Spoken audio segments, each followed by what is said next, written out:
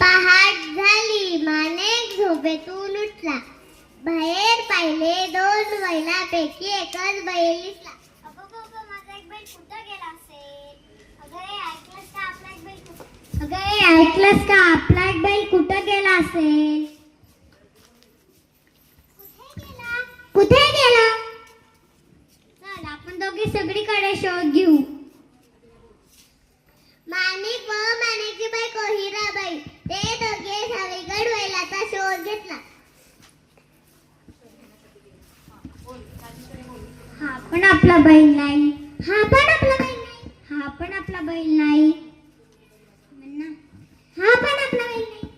ते दोघे बैल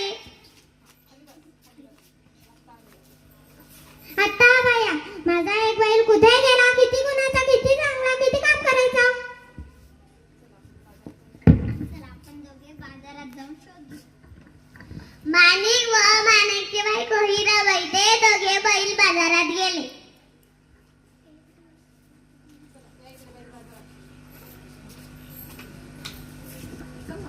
तू इकडे शोध, मी इकडे शोधतो. अहो हा बघा आपला बैल.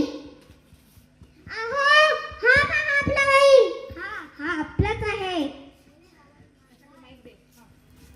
नाही, हा बैल माझा आहे. ते दोघे भांडू लागले.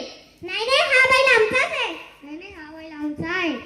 हिराबाई चतुर होती. तिने बैलाचे डोळे हाताने बंद केले आणि चोराला विचारले, बैलाचा कोणता चोला आहे ते सांग. बरोबर सांगितले तर बैल तुझा.